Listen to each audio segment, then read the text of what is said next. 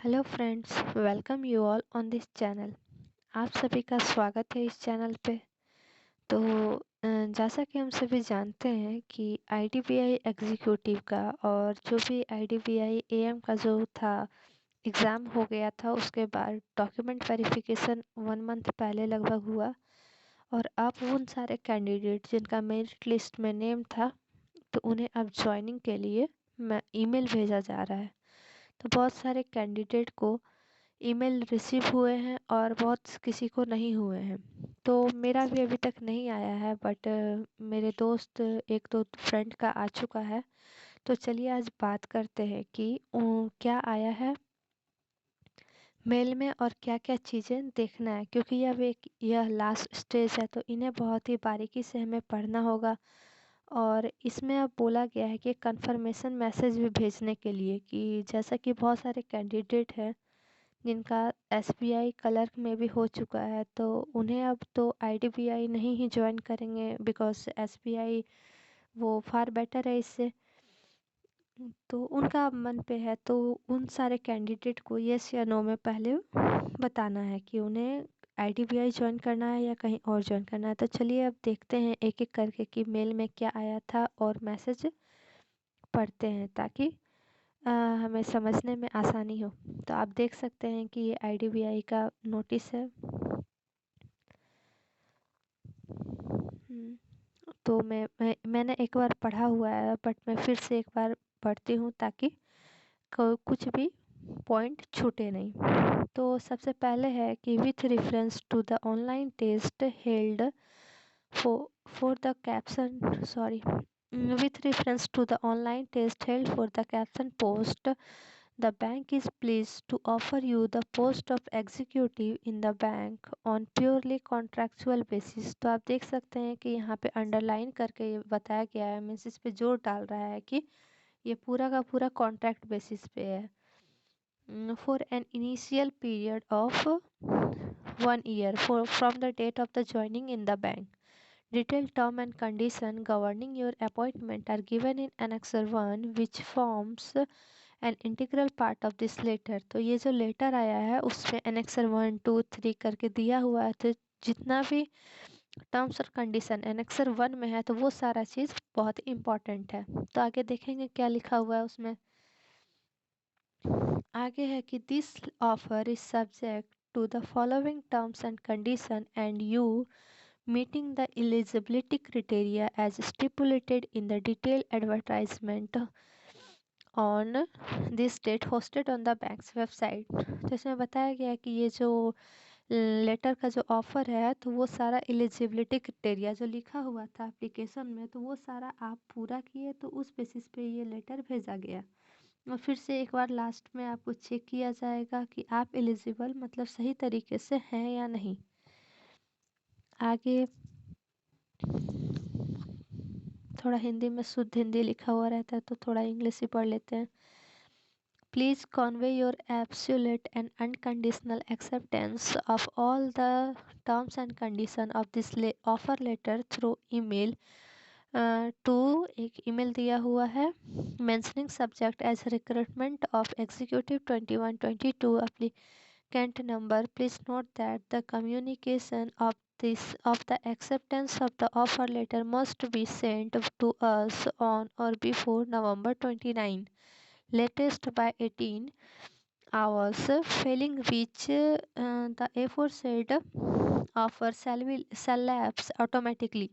हाँ, तो इसमें बताया गया है कि अगर आपको ये ज्वाइन करना है या नहीं करना है, जो भी आपका डिसीजन होता है, वो 29 नवंबर तक आप कंफर्म करके उन्हें मेल कर देना है। अगर आपका मेल नहीं जाएगा, तो ये उनके द्वारा समझा जाएगा कि आप ज्वाइन नहीं कर रहे हैं। तो ये एक बार देख लीजिएगा, आप सभी जिनका जिनका आ चुका है, वो एक बार ज़रूर ये मेल जो दिया हुआ है उसमें मेल कर दें। It is clarified that no request for grant of further time for conveying communicating the acceptance to the bank shall be considered, and the bank shall not enter into any correspondence whatsoever with you। Means मतलब अगर आप नहीं कीजिएगा mail, और बाद में बोलिएगा कि नहीं कुछ डिले हो गया या कोई भी एक्सक्यूज़ दीजिएगा तो वो नहीं सुना जाएगा। फिर है कि reporting for submission of document joining kit etcetera, तो you have to report at IDBI, जो भी इनका दिया हुआ प्लेस, तो आप लोग का जहाँ पे होगा वहाँ पे आपको रिपोर्ट करना पड़ेगा। जो डेट दिया हो रहेगा उस टाइम में, for verification of the document and completion of your joining formalities on December 1st, तो जो भी आपका डेट दिया हो रहेगा उस दिन को आपको वहाँ पे जाके ज्वाइन करना है। You will have to carry all the documents original as well as attested Xerox copies as mentioned at Annexer 3।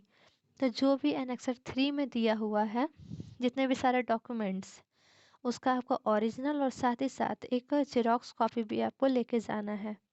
Please note to carry a photo identity such as PAN, passport, voter, driving licence, Aadhaar card, ये सारे में भी से आपको एक photo identity proof लेके जाना है।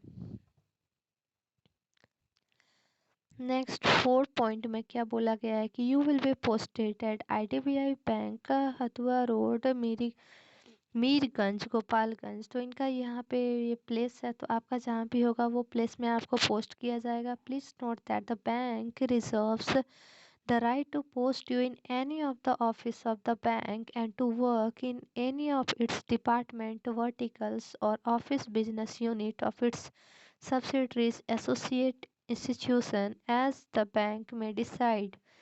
मीन्स बैंक आपको जहाँ भी चाह सकता है, मीन्स ये बैंक के ऊपर डिपेंड करता है कि आपको कहाँ पे पोस्ट करे। जहाँ कहीं भी आपको पोस्ट करेगा बैंक, आपको वहाँ पे जाना पड़ेगा।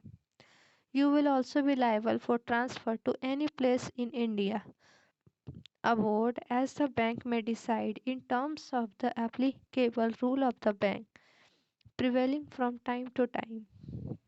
मैं नेक्स्ट मंथ कुछ दिनों के बाद बैंक अगर चाह सकता है तो आपको ट्रांसफ़र भी कर सकता है विद इन इंडिया और अबॉर्ड भी इसमें दिया गया है। तो ऐसा होता नहीं है, इंडिया में ही देगा, बट ऐसा बोला गया है कि कहीं भी कर सकता है। आगे पेज नंबर 3 में देखते हैं क्या है। You will be liable to be deputed to serve in any other organization in any manner whatsoever for such duration and on such term and condition as the bank may decide। और bank के ऊपर निर्भर करता है कि आपको कहाँ पे वो काम करने दे।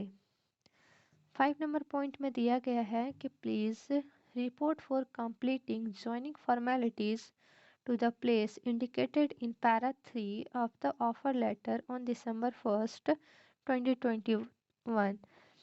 If you fail to report for joining on the said date, तो वही जो दिया गया था डेट, उस डेट पे आपको रिपोर्ट करना है, मिस वहाँ पे जाना है। और अगर आप फेल हो जाइएगा, मिस नहीं जा पाइएगा at the that location, this offer letter will lapse, means ये लैप्स हो जाएगा and your candidature will stand cancelled. The bank shall not enter into any correspondence with you in this regard। Means आपका जो कैंडिडेटशिप है तो वो cancel भी हो सकता है। आगे 6 नंबर में दिया हुआ है नियुक्ति के लिए पूर्व शर्तें। तो फर्स्ट में your contractual appointment is however subject to first your fulfilling the eligibility criteria regarding age and educational qualification respectively as specified in Annexer 2। तो Annexer 2 में जो भी एज और फिर जो भी एलिजिबिलिटी मीन्स क्वालिफिकेशन की, जैसा कि आप क्या था, हाँ ग्रेजुएट होना चाहिए, आपका एज शायद 20 to 25 ईयर है तो वो आपका होना चाहिए, तो वो चेक किया जाएगा। फिर सेकंड में you should be medically fit at the time of joining the bank service. तो उस टाइम आप मेडिकली रूप से आप ठीक होना चाहिए। मे भी मेडिकल टेस्ट ले सकते हैं, इसका तो मुझे आइडिया नहीं है, बट जैसा यहाँ दिया गया है कि आपको मेडिकली फिट होना पड़ेगा।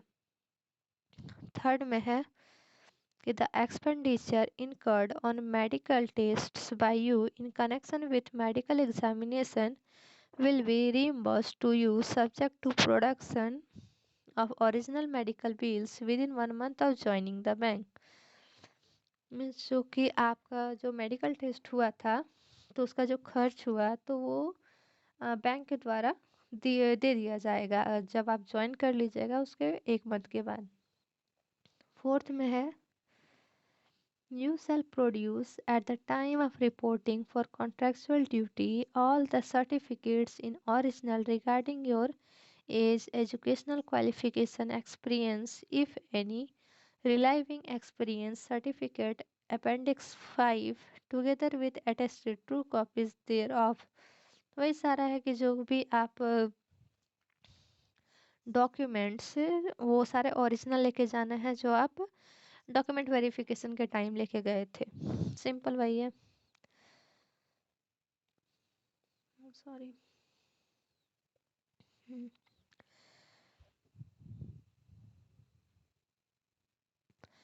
5 में दिया हुआ है कि अगर आप SC ST कैटेगरी से आते हैं तो आपको वही कास्ट सर्टिफिकेट देना पड़ेगा जो कि कॉम्पिटेंट मतलब वैलिड अथॉरिटी से होना चाहिए। और इसमें फॉर्मेट दिया हुआ है कि किस फॉर्मेट में होना चाहिए, तो लास्ट में आपको दिख जाएगा। अगर आप SC ST कैटेगरी से बिलोंग करते हैं then you should not to intimate to the bank forthwith in case there shall be a change in your relation in future। तो आगे इसको पढ़ लीजिएगा। तो वही है SC ST कैटेगरी के हैं तो आपको कास्ट सर्टिफिकेट देना पड़ेगा।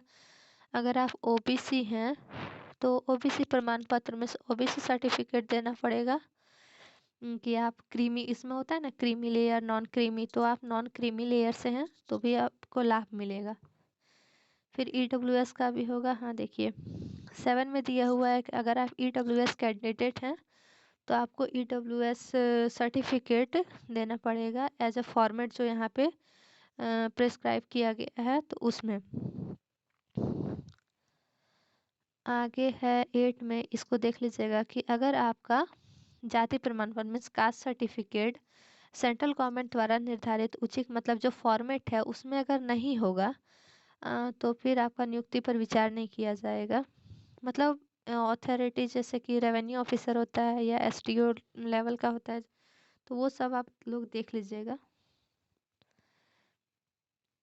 9 में है कि if you are person with PWD candidate है तो वही मेडिकल सर्टिफिकेट लगता है। तो वो सब मुझे आइडिया तो नहीं है बट आप देख लीजिएगा अगर आप इनमें से अगर बिलोंग करते हैं तो।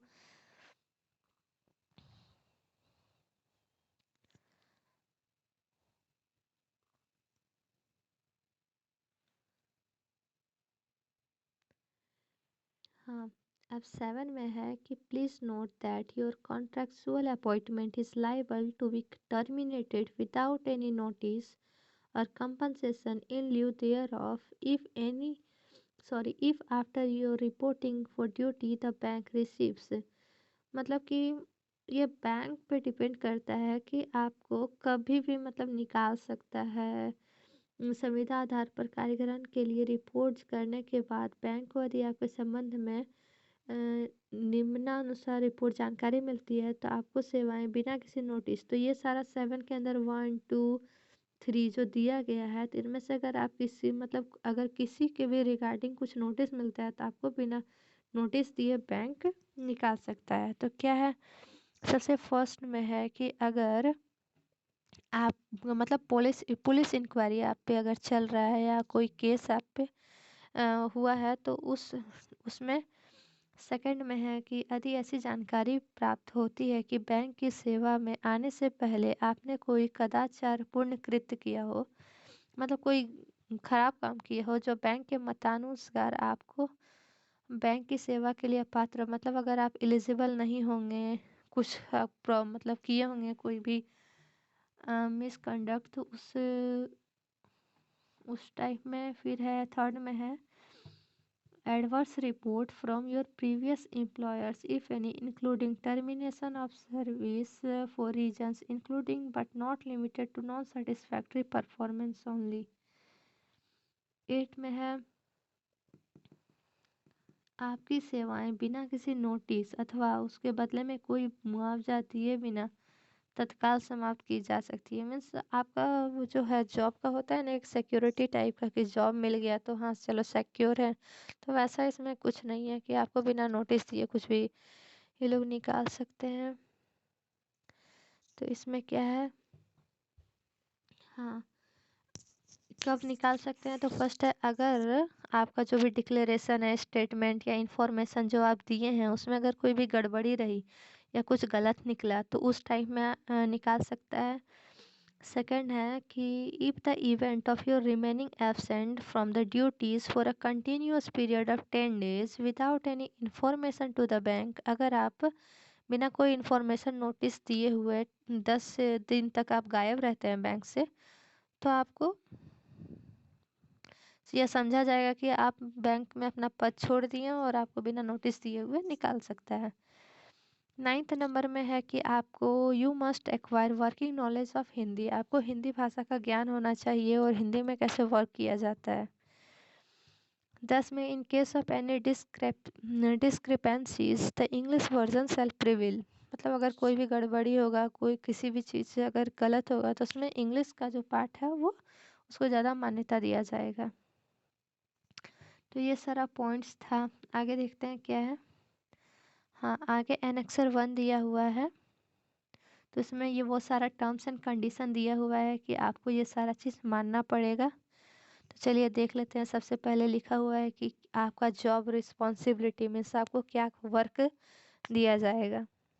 Primary primarily responsible for front back office activities, job function like teller service executives, customer service executive, document executive, and other role of similar nature in branch banking operations, bank assurance, and such other jobs which the bank in its sole discretion may assign interest from time to time।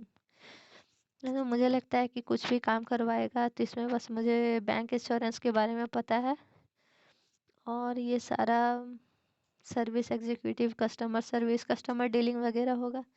Means मुझे तो लगता है कुछ भी करवाएगा क्योंकि executive है।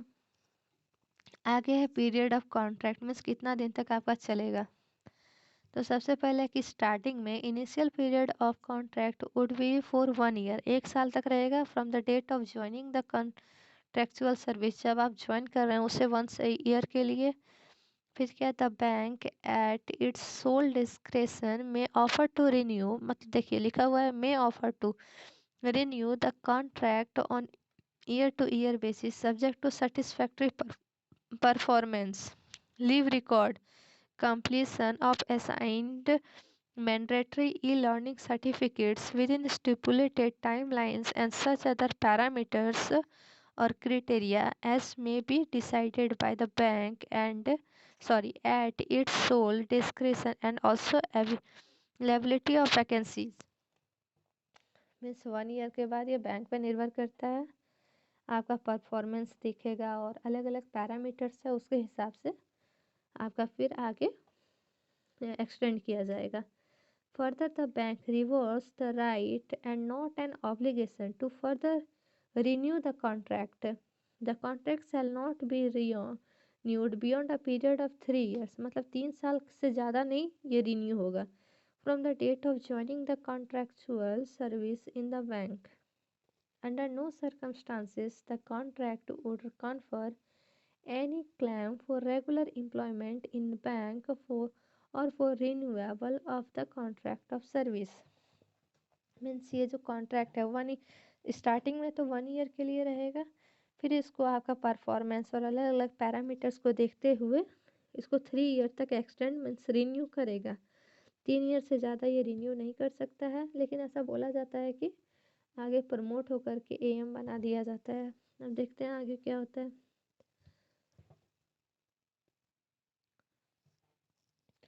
आगे दिया हुआ है संविदा की समाप्ति, मीन्स आपका कॉन्ट्रैक्ट का कैसे ख़त्म कैसे हो जाएगा, टर्मिनेशन ऑफ कॉन्ट्रैक्ट। इसमें है the contract shall expire by efflux of time if not renewed by the bank and the bank shall be under no obligation. चलिए इसका हिंदी ही पढ़ लेते हैं क्या दिया हुआ है। यह संविदा मीन्स कॉन्ट्रैक्ट, तो यह कॉन्ट्रैक्ट बैंक द्वारा नवीकृत मतलब रीन्यू न करने की स्थिति में अपना समय पूरा होने पर स्वतः समाप्त हो जाएगा। मीन्स 1 साल तक के बाद अगर रिन्यू नहीं करेगा तो मतलब समाप्त हो जाएगा। एंड बैंक के लिए यह आवश्यक मतलब बैंक इसमें कोई जिम्मेवार नहीं है कि वह सेवाओं की समाप्ति के बारे में कोई औपचारिक आदेश जारी करे अथवा इस संबंध में कोई पूर्व सूचना दे। इस कॉन्ट्रैक्ट को कोई भी पक्ष 1 महीने की लिखित पूर्व सूचना देकर समाप्त कर सकता है। तो ये अच्छा बात है कि अगर आपको मीन्स छोड़ना है, अगर आपको मान लीजिए अगर पीओ में हो गया या जैसे कि कोई भी दूसरा में हो गया, अगर आप इसको छोड़ना चाहते हैं तो 1 मंथ पहले आप नोटिस दे सकते हैं, उसके बाद आप छोड़ सकते हैं। बैंक सूचना अवधि के बदले में 1 महीने का निर्धारित पारिश्रमिक देकर इस संविदा को तत्काल समाप्त करने का अधिकार अपने पास सुरक्षित रखता है।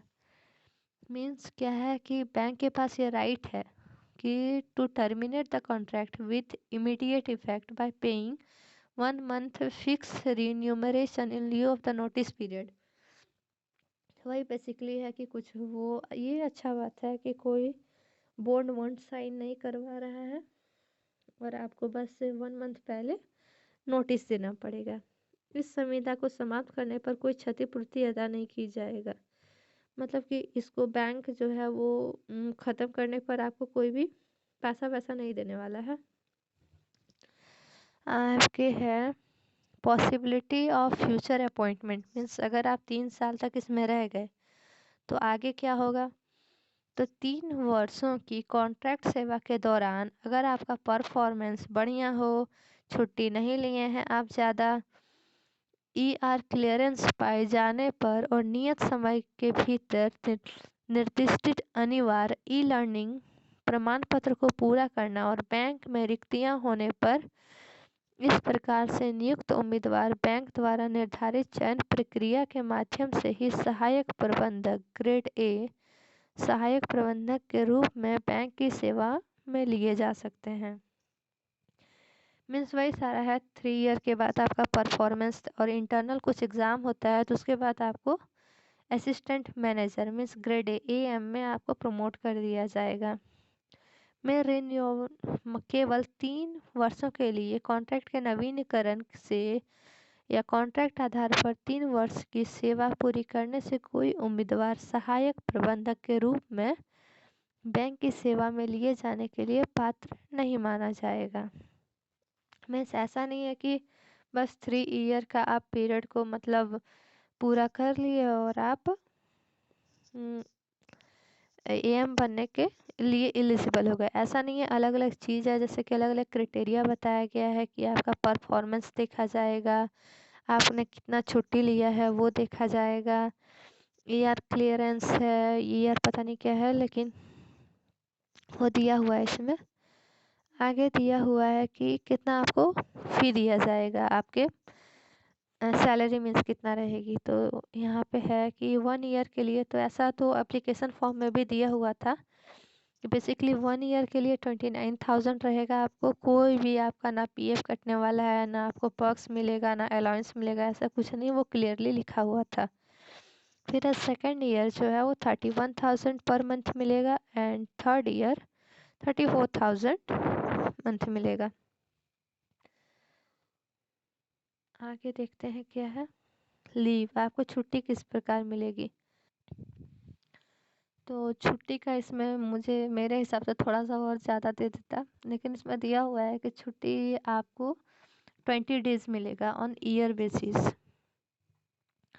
और benefit facility of leave in casement will not be available, मतलब कि छुट्टी में नकदीकरण का लाभ का सुविधा नहीं होगा। और क्या if any at the end of contract termination would be considered for encashment at the sole description of bank. तो मतलब यह बैंक पे ऊपर निर्भर होगा कि वो क्या करता है। सेकंड में है executives appointee are also eligible for maternity leave, मतलब कोई भी प्रेग्नेंट है तो वो मैटरनिटी लीव ले सकते हैं। कब तक? Not existing exceeding 6 months only once during the entire contractual service period of 3 year। मतलब 3 साल में 6 मंथ से ज़्यादा मैटरनिटी लीव नहीं ले सकते हैं। Not more than 8 weeks shall precede the date of her expected delivery। In case where the executive has proceeded on maternity leave in third year and there is a situation, अगर ऐसा स्थिति आ जाता है where she is not appointed as an officer in grade A in bank, the contract period of such executive would be extended beyond the contract last date up to the period she is on maternity leave as per eligibility, and contract shall come to an end on expiry of maternity leave। तो ये सारा कुछ दिया हुआ है maternity leave के बारे में। इसमें भी वही है।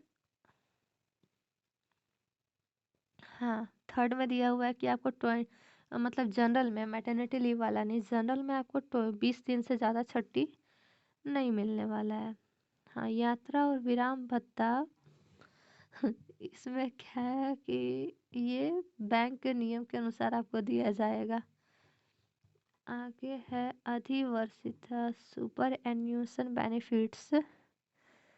इसमें क्या लिखा हुआ है? The appointments being purely contractual in nature, the appointees shall not be entitle for any superannuation benefits whatsoever. मतलब कुछ भी चीज़ ऐसा नहीं मिलने वाला है। It is clarified that the appointees shall not be entitled for any gratuity. वही पीएफ नहीं कटने वाला है, ना पेंशन बेनिफिट, कुछ नहीं मिलने वाला है।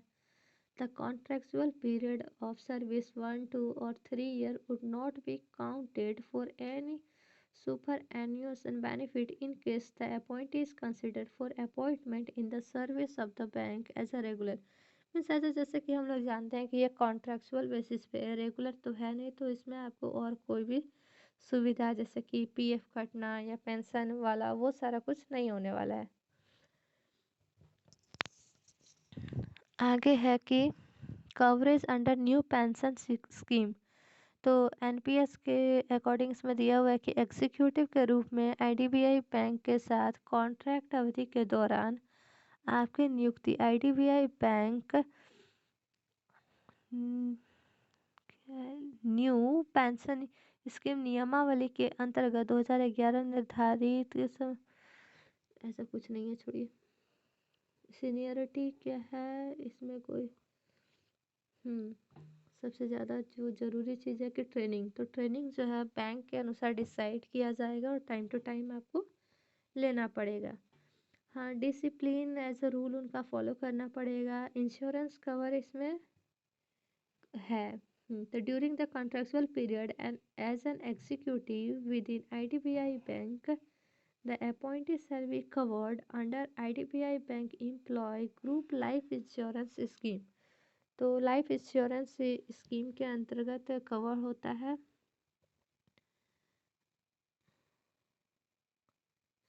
और यहाँ पे क्या है, मेडिक्लेम इंश्योरेंस भी आपको दिया जाएगा। अन्य लाभ क्या है, तो they will be extended with any other benefits facility preside as admissible to executive as per the extended policies. तो ये बैंक के ऊपर डिसाइड होता है, बैंक डिसाइड करेगा। अन्य मामले वही बैंक सर्वोपरि है। लास्ट में दिया हुआ है कि इन केस ऑफ एनी एम्बिग्यूटी, अगर कोई भी अस्पष्टता है तो इंग्लिश वर्जन अभिभावी होगा, मीन्स ज़्यादा प्रभावी होगा। बस, तो ये सारा था एनेक्सर 2 में था है। हाँ, वो सारा चीज़ जो आपका कैंडिडेटशिप को श्योर करेगा, तो उसमें है एजुकेशनल क्वालिफिकेशन। तो ये सारा तो आप लोग पढ़े होंगे जब अप्लाई कर रहे होंगे, फिर भी एक बार देख लीजिएगा। और ये सारा का सारा जितने भी ओरिजिनल डॉक्यूमेंट्स है और साथ ही साथ जेरोक्स भी ले जाना है, फ़ोटो भी ले लीजिएगा। आइडेंटिटी प्रूफ था। तो एजुकेशनल क्वालिफिकेशन में क्या है कि ग्रेजुएशन मिनिमम 55% से होना चाहिए। और इसमें कुछ कुछ छूट भी है, जैसे 50% होना चाहिए SC ST या पीडब्ल्यूडी को।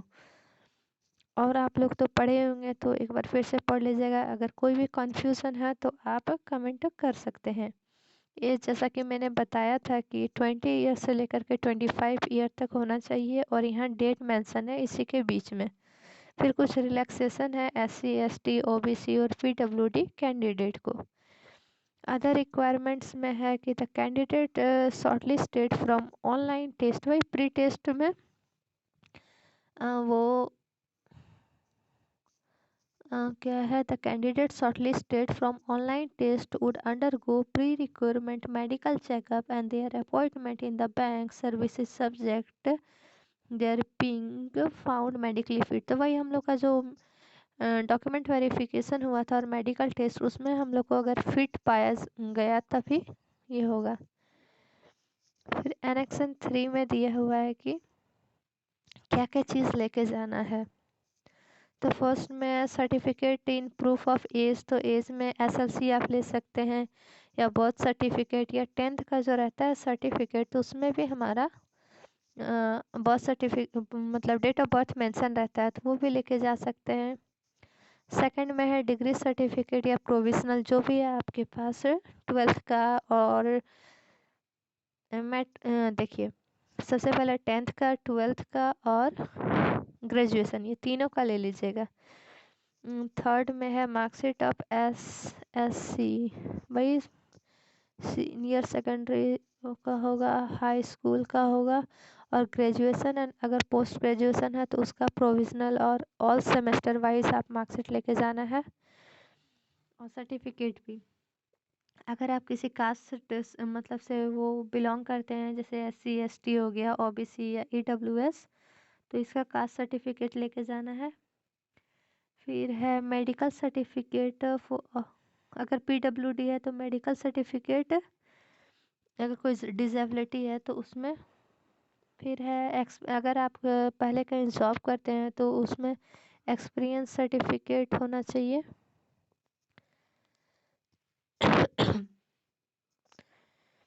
और फिर लिविंग सर्टिफिकेट है, जो NOC वगैरह होता है।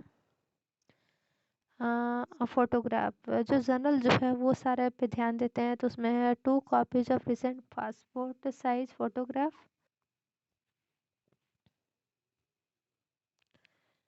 तो ये लास्ट में देख सकते हैं कि कास्ट सर्टिफिकेट का जो दिया हुआ है फॉर्मेट, तो आप लोग देख लीजिएगा कि आपका इस फॉर्मेट में है या नहीं। अब देख सकते हैं यहाँ पे दिया हुआ है कि कौन कौन से अथॉरिटीज़ जो है वो वैलिड है। और ये रहा OBC का सर्टिफिकेट। और ये क्या है, हाँ वही है, ये रहा EWS का।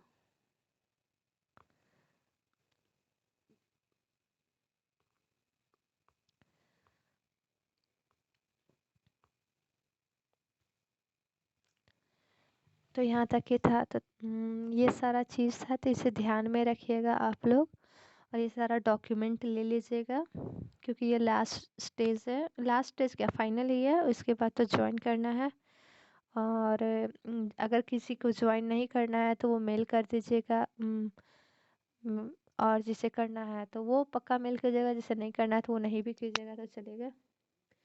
साथ ही साथ मैं हर बार भूल जाती हूँ, तो मेरे चैनल को सब्सक्राइब कर लीजिए, अगर आपको सही लगता है तो, कोई ज़रूरी नहीं है। Thank you, have a nice day.